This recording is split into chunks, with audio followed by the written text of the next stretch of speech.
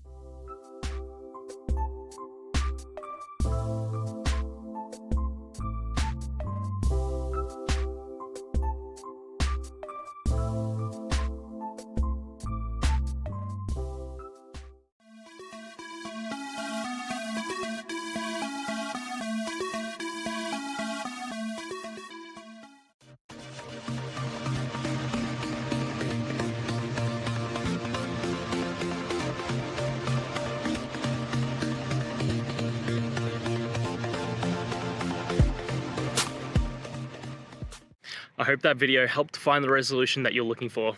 And if it did, please, I'd appreciate it if you could hit subscribe. Until the next time that you need more technical help, I hope you have a great one. See ya.